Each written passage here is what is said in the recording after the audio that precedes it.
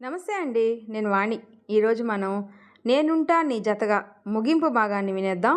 ఈ స్టోరీ కనుక మీకు నచ్చినట్లయితే ప్లీజ్ లైక్ చేసి ఎంకరేజ్మెంట్ చేయండి.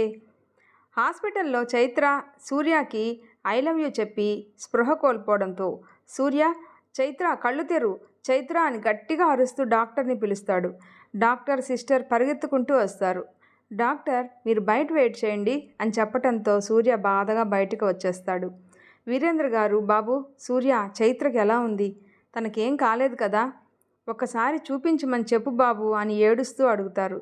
చైత్రకి ఏం కాలేదు అంకుల్, మీరు టెన్షన్ పడకండి, డాక్టర్ గారు చెక్ చేస్తున్నారు అని వాళ్ళ పక్కనే కూర్చొని చైత్ర రూపం తన కళ్ళ ముందు కదలాడుతూ ఉంటే తను చెప్పిన మాటలు గుర్తు చేసుకుంటూ వస్తున్న దుఃఖాన్ని అతి కష్టం మీద దిగమింగుకొని మనసులో మౌనంగా రోదిస్తూ కళ్ళు మూసుకుంటాడు. ఉదయ్ సూర్య దగ్గరికి వచ్చి భుజం మీద చేయి వేసి ధైర్యంగా ఉండరా అంటాడు.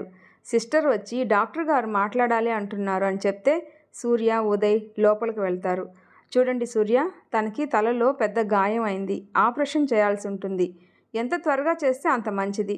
కానీ ఆపరేషన్ చేశాక కూడా 50% మాత్రమే బ్రతికే ఛాన్సెస్ ఉన్నాయి.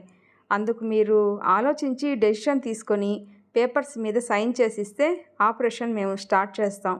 ఎంత త్వరగా డెసిషన్ తీసుకుంటే అంత మంచిది అని చెప్తారు. ప్లీజ్ డాక్టర్, ఎలాగైనా తనని బ్రతికించండి, తన మీదే ఆశలు పెట్టుకొని 3 ప్రాణాలు బ్రతుకుతున్నాయి అంటూ సూర్య డాక్టర్తో కన్నీళ్లు పెట్టుకుంటూ మాట్లాడుతూ ఉంటే ఉదయ్కి గుండె తరుక్కుపోతుంది.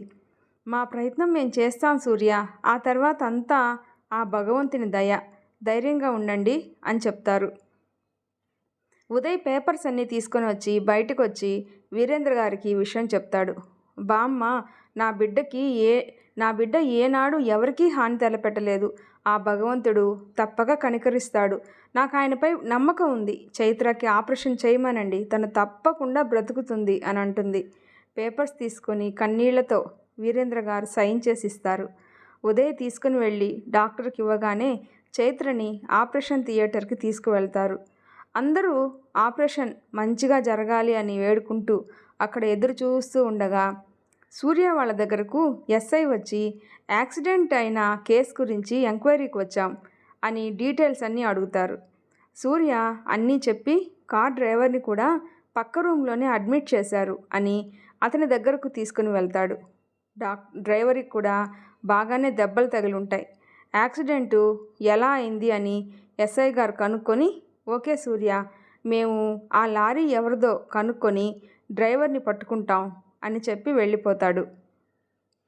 ఆపరేషన్ థియేటర్ బయట అంతా ఎదురు చూస్తూ ఉండగా సూర్యకి జయచంద్ర గారి దగ్గర నుండి ఫోన్ వస్తుంది. హలో సూర్య, ఎక్కడున్నావురా, ఇంకా ఇంటికి రాలేదు? సూర్య బాధతో డాడీ, చైత్రకి యాక్సిడెంట్ అయింది, తనకి ఆపరేషన్ జరుగుతుంది, తను చావు బతుకుల మధ్య ఉంది డాడీ అని ఏడుస్తూ చెప్తాడు. ఏం కాదులే సూర్య, ఆపరేషన్ అవగానే నాకు ఫోన్ చేసి చెప్పు, జాగ్రత్త అని ఫోన్ పెట్టేసి ఆలోచనలో పడతారు జయచంద్ర గారు. ఒక 3 గంటల తర్వాత డాక్టర్ గారు వచ్చి ఆపరేషన్ సక్సెస్ అయింది, కానీ 48 అవర్స్ గడిస్తే కానీ ఏ సంగతి చెప్పలేం అని అంటుంటే సూర్యకి తన గుండె ముక్కలైపోతున్నట్లుండి కళ్ళ ముందు మసకలు కమ్మినట్లు అయిపోతూ ఉంటే డాక్టర్, తనని ఒక్కసారి చూడొచ్చా? వెళ్ళి చూడండి అని చెప్పి డాక్టర్ వెళ్ళిపోతారు. మొదట వీరేంద్ర గారికి బామ్మగారికి చూపించి బయటికి తీసుకువస్తుంది లోహిత. సూర్య ఉదయ్ కూడా లోపలికి వెళ్ళి ఉదయ్ చూసి సూర్యాని ఒక్కడనే ఉంచి బయటకు వచ్చేస్తాడు. సూర్య అక్కడ చైత్ర పక్కన కూర్చొని తన చేతితో చైత్ర చెంపని నిమురుతూ పరిచయమైన ఈ కొన్ని రోజుల్లోనే నువ్వు నా ప్రాణం అయిపోయావు చైత్ర, నువ్వు ఇలా ఉలుకు పలుకు లేకుండా బెడ్ మీద పడుకుని ఉంటే నా ప్రాణం పోయేలా ఉంది. ప్లీజ్ చైత్ర, నన్ను వదిలి వెళ్ళకు, నా కోసం నువ్వు మళ్ళీ ప్రాణాలతోనే కనపడాలి, అంతే, నీకేం కాదు బంగారం అంటూ తన నుదిటి మీద ముద్దు పెట్టి కంటి నిండా నీళ్లతో బయటికి వస్తాడు. అందరూ తెల్లవార్లు చైత్రకి ఏం కాకూడదు అని ఆ భగవంతుణ్ణి వేడుకుంటూ ఎదురు చూస్తూ ఉంటారు. తర్వాత రోజు ఉదయం సూర్య వీరేంద్ర గారి దగ్గరకు వచ్చి అంకుల్, నేను ఉదయ్ ఇక్కడ ఉంటాము, రాత్రంతా అలాగే కూర్చొని ఉన్నారు, మీరు బామ్మ ఇంటికి వెళ్ళి కొంచెం రెస్ట్ తీసుకోండి అంటాడు. లేదు సూర్య, నా బిడ్డ కళ్ళు తెరిచే వరకు నేను ఇక్కడి నుండి కదలను అంటారు బాధగా. ప్లీజ్ అంకుల్, అర్థం చేసుకోండి. పెద్దవారు, బామ్మగారు కూడా ఉన్నారు. మనం ఆవిడ గురించి కూడా ఆలోచించాలి కదా అని వీరేంద్ర గారికి నచ్చచెప్పి లోహితతో ఇంటికి పంపిస్తారు. ఇంటికి వెళ్ళి అందరూ ఫ్రెష్ అయ్యాక బామ్మ లోహితాని రూమ్లోకి తీసుకుని వెళ్ళి, నిన్ను ఒక విషయం అడుగుతాను, నిజం చెప్తావా? ఏ విషయం గురించి బామ్మ? చైత్ర, సూర్య ప్రేమించుకుంటున్నారా? బామ్మ, అది నిజం చెప్పు లోహిత. సూర్య చైత్రాన్ని ప్రేమిస్తున్నానని చెప్పాడు, కానీ చైత్ర ఓకే చెప్పలేదు. అయినా నీకు ఎలా తెలిసింది బామ్మ? తెలియకుండా ఎలా ఉంటుందే? చైత్రని చూసి ఆ పిల్లాడు హాస్పిటల్లో తన ప్రాణమే పోయినట్టుగా తల్లడిల్లిపోతుంటే ఆ మాత్రం గ్రహించలేనా? అయినా అంత మంచి అబ్బాయిని చైత్ర ఎందుకు కాదనుకుంటుంది? వాళ్ళు చాలా ధనవంతులు. వాళ్ళ నాన్నగారు ఒప్పుకుంటారో లేదో, మీ అంగీకారం కూడా కావాలి కదా అని చైత్ర ఏమీ చెప్పలేదు.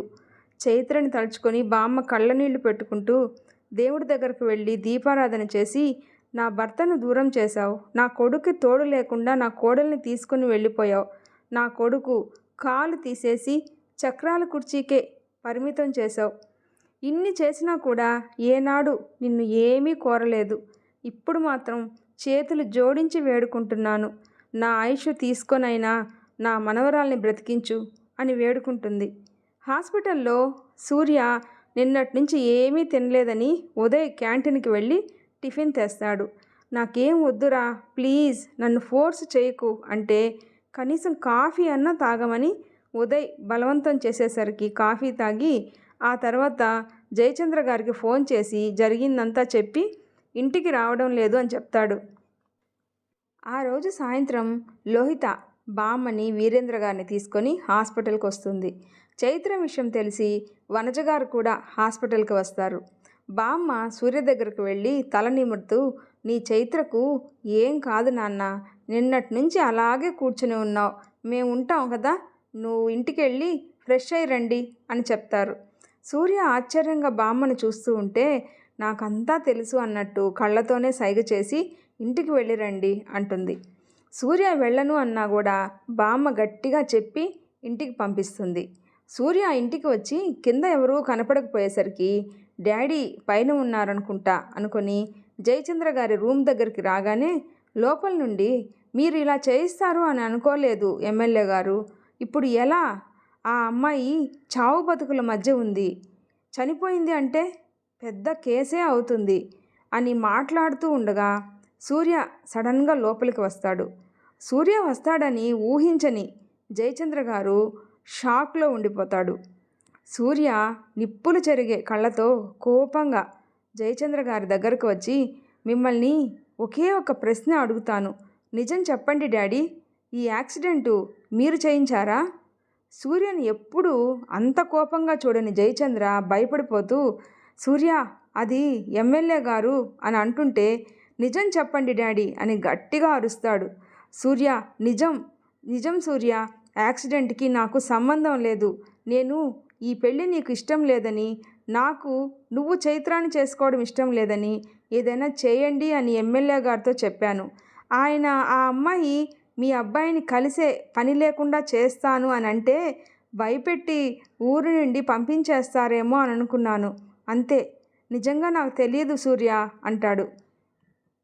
ఛీ, మీ స్వార్థం కోసం ఒక అమాయకురాలు ప్రాణం బలి తీసుకుంటున్నారు. నా గురించి కొంచెం కూడా ఆలోచించకుండా ఎలా చైత్రాన్ని నా నుంచి దూరం చేయాలనుకున్నారు డాడీ? అది కాదు సూర్య, నేను చెప్పేది విను, మీరు మాట్లాడకండి డాడీ, మీరు మాట్లాడే అర్హతే కోల్పోయారు. అయినా ఒక మనిషి ఇంకొక మనిషి ప్రాణం తీయడం పశుత్వం అనిపించుకుంటుంది. ఇంతటి దారుణానికి ఒడిగట్టారు అంటే నమ్మలేకపోతున్నాను.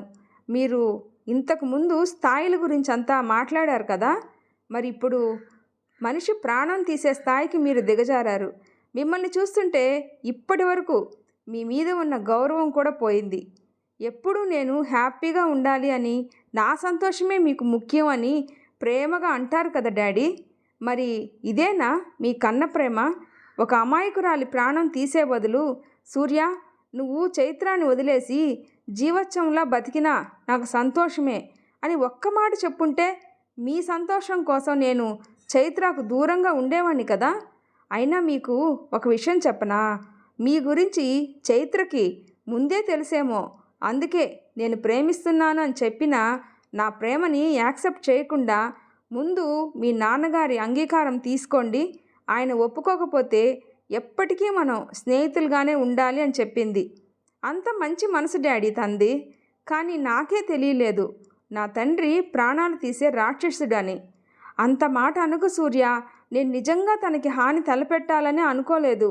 మీరు ఇంకేం మాట్లాడకండి డాడీ, తన ప్రాణానికి ఏమన్నా కావాలి, మీరు నా కన్న తండ్రి అన్న సంగతి కూడా మర్చిపోతాను, ఆ విషయం గుర్తుపెట్టుకోండి అని కోపంగా చెప్పేసి తన రూమ్లోకి వెళ్ళి గట్టిగా అరుస్తూ, నన్ను క్షమించు చైత్ర, నా వల్లే ఇదంతా జరిగింది, నేనంటూ నీ జీవితంలోకి కానీ రాకపోతే ఎంతో హ్యాపీగా ఉండేదానివి అంటూ చేతులు గోడకేసి కొట్టుకుంటాడు. కొంత సమయం తర్వాత తేరుకొని ఫ్రెష్ అయ్యి డైరెక్ట్గా పోలీస్ స్టేషన్కి వెళ్ళి వాళ్ళ నాన్న మీద, ఎమ్మెల్యే గారి మీద కంప్లైంట్ ఇచ్చేసి హాస్పిటల్కి వెళ్తాడు. అక్కడ హోమ్లో కూడా పిల్లలు చైత్రకి యాక్సిడెంట్ అయిందని తెలిసి అక్కకి ఏం కాకూడదు అని దేవుణ్ణి ప్రార్థిస్తూ కన్నీరు మున్నీరుగా విలపిస్తూ ఉంటారు. హాస్పిటల్కి వెళ్ళిన సూర్య చైత్రలో ఇంకా ఏ మార్పు లేదని తెలిసి చాలా బాధపడిపోతూ ఉదయ్ని పక్కకు తీసుకెళ్ళి జరిగిందంతా చెప్తాడు. మా డాడీ ఇలా చేస్తారని కలలో కూడా అనుకోలేదురా. చైత్రకి నా మొహం ఎలా చూపించను? ఒకవేళ చైత్రకి ఏదైనా జరిగితే వీరేంద్ర గారికి నేను ఏం సమాధానం చెప్పాలి అని బాధపడుతూ ఉంటే, ఊరుకోరా, ముందు చైత్ర స్పృహలోకి వచ్చాక ఏం చేయాలో ఆలోచిద్దాం. అయినా నువ్వు తొందరపడి కంప్లైంట్ ఇచ్చావేమోరా అనిపిస్తుంది నాకు అంటాడు. లేదురా ఉదయ్, నా కన్న తండ్రి అయినా ఒక మనిషి ప్రాణం తీయాలనుకోవడం తప్పే, ఆయన నేను క్షమించలేను అంటాడు. ఆ తర్వాత 48 అవర్స్ అవుతున్నా ఇంకా చైత్రలో ఏ మార్పు లేదని అందరూ చాలా భయంగా బాధగా వెయిట్ చేస్తూ ఉంటారు. అంతమంది ప్రార్థనల ఫలితమో, హోంలోని పిల్లల కన్నీటికి ఆ దేవుడు మనసు కరిగిందేమో, డాక్టర్ బయటికి వచ్చి, సూర్య, చైత్రకి స్పృహ వచ్చింది, ఇంకా భయపడాల్సిన పని లేదు, she is out of danger అని చెప్పగానే అక్కడున్న అందరూ ఊపిరి పీల్చుకుంటారు. ఆ మాట వినగానే అందరి కళ్ళల్లో సంతోషం నిండింది. సూర్య డాక్టర్ చేతులు పట్టుకొని thank you so much doctor అంటూ సంతోషంతో కళ్ళనీళ్ళు పెట్టుకుంటుంటే డాక్టర్ సూర్య భుజం తట్టి, నథింగ్ టు వర్రీ సూర్య, తనకి డిస్టర్బ్ కాకుండా ఒకరి తర్వాత ఒకరు వెళ్ళి చూడండి అని చెప్పి వెళ్తారు. బామ్మ అయితే మనసులోనే ఆ భగవంతునికి శతకోటి వందనాలు చెప్పుకుంది.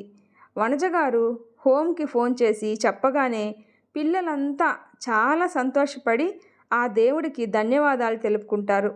వీరేంద్ర గారు చైత్రని చూసి ఏడుస్తుంటే, ఏడవకండి నాన్న, బామ్మని చూసి బామ్మ నువ్వు కూడానా అంటూ చైత్ర కూడా ఏడుస్తూ ఉంటే బామ్మ చైత్ర కళ్ళు తుడుస్తూ, ఏడవట్లేదు తల్లి, నువ్వు ఏడవకు, రెస్ట్ తీసుకో అని చెప్పి బయటికి వస్తారు. సూర్య ఒక్కడే ఉంటాడు. చైత్రని చూస్తూ బాధపడుతుంటే, ప్లీజ్ సూర్య గారు బాధపడకండి, ఇప్పుడు నాకు బాగానే ఉంది కదా. సారీ సూర్య గారు, మిమ్మల్ని చాలా భయపెట్టేశాను కదా. సూర్య, చాలా అంటే చాలా భయపడిపోయాను, ఎక్కడ నన్ను వదిలి వెళ్ళిపోతావో అని. నాకు తెలుసు చైత్ర, నువ్వు నన్ను వదిలి వెళ్ళలేవని. నీకేదైనా అయి ఉంటే నేను కూడా బ్రతికి ఉండేవాడినే కాదు అనగానే చైత్ర చెయ్యి మెల్లగా లేపి సూర్య నోటికి అడ్డుపెట్టి, ఇలా ఇంకా ఎప్పుడు మాట్లాడకండి అంటుంది కళ్ళ నిండా నీళ్లతో. సూర్య కళ్ళ నీళ్ళు తుడుస్తూ, నువ్వు త్వరగా కోలుకుంటే మీ నాన్నకి బామ్మకి చెప్పి పెళ్లి చేసుకుందాం, ఏమంటావు? ఏమంటాను, నా ట్రైనింగు అయ్యే వరకు మాట్లాడవద్దు అంటాను అంటూ నవ్వుతూ, అంకుల్ రాలేదా అని అడగగానే సూర్య తన తండ్రి చేసిన పనిని తలుచుకొని కోపం బాధ కలిగి, నువ్వు రెస్ట్ తీసుకో బంగారం, ఎక్కువ మాట్లాడకూడదు అని చెప్పి బయటకు వచ్చేస్తాడు. కాసేపటికి అక్కడికి జయచంద్ర రాగానే సూర్య కోపంగా, మీరు ఇక్కడికి ఎందుకు వచ్చారు? మర్యాదగా నా కళ్ళ ముందు నుంచి వెళ్ళిపోండి అంటాడు.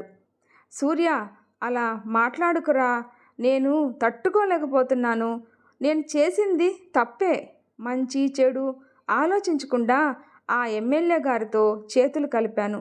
నన్ను క్షమించు సూర్య, ఒక్కసారి చైత్రని చూసి క్షమాపణలు చెప్పుకుంటాను.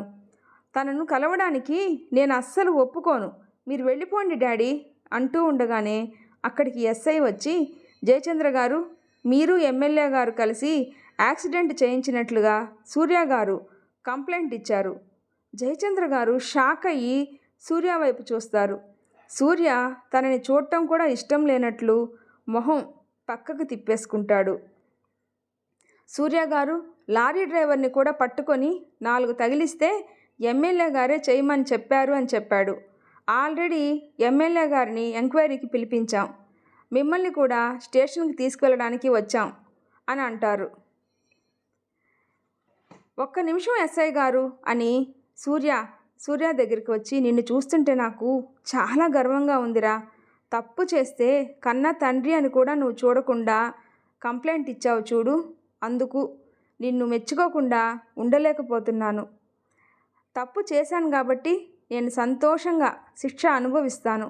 నువ్వు చైత్ర హ్యాపీగా ఉండాలి అని సూర్య భుజం తట్టి వీరేంద్ర గారి దగ్గరకు వెళ్ళి, మీ అమ్మాయికి క్షమాపణలు చెప్పుకునే అవకాశం నాకు ఇవ్వలేదు, కనీసం మీరన్నా నన్ను క్షమించండి అని చెప్పి వెళ్తున్న జయచంద్రను వీరేంద్ర ఆశ్చర్యంగా చూస్తుంటే, వెళుతున్న వాళ్ళ నాన్నను చూసి సూర్య కళ్ళల్లో నీళ్లు తిరుగుతాయి. సూర్య కళ్ళు తుడుచుకొని వీరేంద్ర గారి దగ్గరకు వెళ్ళి కాళ్ళ మీద కూర్చొని జరిగిందంతా చెప్పి, నన్ను క్షమించండి అంకుల్, దీనికంతటికీ కారణం నేనే. నాకు మీరు ఏ శిక్ష వేసినా పర్వాలేదు, కానీ చైత్రను నా నుంచి దూరం చేయకండి. తనంటే నాకు ప్రాణం అంకుల్ అంటూ ఆయన కాళ్ళు పట్టుకోబోతుంటే ఆయన ఆపి, జరిగిందేదో జరిగిపోయింది, అవన్నీ మర్చిపో సూర్య. ఆ భగవంతుని దయ వల్ల చైత్ర క్షేమంగా ఉంది, అది చాలు అని అంటారు. ఒక వారం రోజుల తర్వాత చైత్రని ఇంటికి తీసుకువస్తారు. ఈలోపు కోర్టులో విచారణ జరిపి చైత్రకు జరిగిన యాక్సిడెంట్లో జయచంద్ర గారి ప్రమేయం ఏమీ లేదు అని తెలుసుకొని అతని మీద కేసు కొట్టేసి విడుదల చేస్తారు. ఎమ్మెల్యే గారు చేయమని చెప్తేనే చేశానని లారీ డ్రైవర్ చెప్పడంతో అతనికి శిక్ష విధిస్తారు. జయచంద్ర ఇంటికి వచ్చాక కూడా సూర్య ఏం మాట్లాడకుండా అతని పని అతను చేసుకొని వెళ్ళిపోతూ ఉంటే జయచంద్ర గారికి చాలా బాధగా అనిపిస్తుంది. చైత్ర హెల్త్ కండిషన్ గురించి హయ్యర్ అఫీషియల్స్కి లెటర్ రాసి టైం తీసుకుంటారు. చైత్ర మెల్లగా కోలుకున్నాక జయచంద్ర గారి విషయం చెప్తారు. చాలా బాధపడి సూర్యతో, సూర్య గారు, ఈ యాక్సిడెంట్కి అంకుల్కి సంబంధం లేదు అని తెలిసినా కూడా మీరు ఇంకా అంకుల్ మీద కోపంగా ఉండటం, అంకుల్తో ఇలా మాట్లాడకుండా ఉండటం నాకేం బాగోలేదు. ఏమో చైత్ర, డాడీ నీ గురించి మాట్లాడింది తలుచుకుంటే నాకు ఇంకా కోపం వస్తుందే కానీ తగ్గడమే లేదు. అంకుల్ అలా మాట్లాడటానికి కారణం ఆయనకి మీ మీద ఉన్న ప్రేమ అని మీరు గుర్తిస్తే మీకు ఆయన మీద కోపం ఉండదు. ఒక్కసారి ఆలోచించండి సూర్య గారు, లేదంటే ఇంకా మీ మధ్య దూరం పెరిగిపోతుంది. సూర్యకి నచ్చచెప్పి వాళ్ళ ఇంటికి తీసుకువెళ్తుంది. చైత్రాన్ని చూడగానే జయచంద్ర గారి దగ్గరకు వెళ్ళి, నన్ను క్షమించమ్మా అంటారు. అంకుల్, మీరు పెద్దవారు, అలా మాట్లాడకండి. పిల్లలమైన మాకు మీ ఆశీస్సులు కావాలి కానీ మీ క్షమాపణలు కాదు అంటూ ఆయన కాళ్ళకు నమస్కరిస్తుంది. చల్లగా ఉండమ్మా అని దీవిస్తారు. సూర్య కూడా జయచంద్ర గారి దగ్గరకు వచ్చి, మిమ్మల్ని తప్పుగా అర్థం చేసుకున్నాను, నన్ను క్షమించండి డాడీ. లేదురా, మీ ప్రేమని అర్థం చేసుకోకుండా నేనే తప్పుగా మాట్లాడాను, సారీ సూర్య అని. పెళ్ళికి ఇంకా ముహూర్తాలు చూడమంటావా అన్నారు నవ్వుతూ. సూర్య సంతోషంగా thank you daddy, thank you so much అంటూ జయచంద్ర గారిని హగ్ చేసుకుంటాడు. వాళ్ళని చూస్తే చైత్రకి హ్యాపీగా అనిపిస్తుంది. లోహితకి ఐపీఎస్ ట్రైనింగ్ ఢిల్లీలో వస్తే వెళ్తుంది. పూర్తిగా కోలుకుంది అనుకున్నాక చైత్రకి కూడా ట్రైనింగ్ ఢిల్లీలోనే ఇస్తారు. అన్ని జాగ్రత్తలు చెప్పి ట్రైనింగ్కి పంపిస్తారు. చైత్ర, లోహిత ట్రైనింగ్ కంప్లీట్ చేసుకొని వచ్చేలోపు సూర్య, ఉదయ్ హోమ్ కన్స్ట్రక్షన్ అంతా కంప్లీట్ చేసి వాళ్ళు రాగానే వాళ్ళ చేతే ఓపెనింగ్ చేయించి సంతోషంగా పిల్లలందరినీ హోమ్కి చేరుస్తారు. అందరూ చాలా సంతోషంగా ఉంటారు. సూర్య చైత్ర దగ్గరికి వెళ్ళి, ఇక మనం తొందరగా పెళ్లి చేసేసుకుందాం బంగారం, ఎప్పుడెప్పుడు నాకు కూతురుగా పుడదామా అని మా అమ్మ పైన నుండి ఎదురు చూస్తుంది అంటూ తనని దగ్గరికి తీసుకుంటాడు. చైత్ర సిగ్గుపడుతూ తన కౌగిలిలో ఒదిగిపోతుంది. తర్వాత మంచి ముహూర్తం చూసి సూర్య చైత్రకి, ఉదయ్ లోహితకి పెళ్లి జరిపిస్తారు. చైత్ర కలెక్టర్గా బాధ్యతలు తీసుకొని తనకు ఎదురైన ప్రతి సమస్యని, కష్టాన్ని ఒక్కొక్క మెట్టుగా మలుచుకొని మంచి పేరు సంపాదిస్తుంది. సూర్య చైత్రకి ఇచ్చిన మాట ప్రకారం అన్నింటిలోనూ తోడు నీడగా నిలబడతాడు. వారిద్దరి నిజమైన ప్రేమే వారికి అండగా ఉండి విజయాన్ని అందించింది. ఈ స్టోరీ కానీ మీకు నచ్చినట్లయితే ప్లీజ్ లైక్ చేసి షేర్ చేయండి, సబ్స్క్రైబ్ చేసుకోండి. ఈ స్టోరీ ఎలా ఉందో తప్పకుండా కామెంట్ చేయండి. ప్లీజ్ సపోర్ట్ చేయండి. Thanks for listening.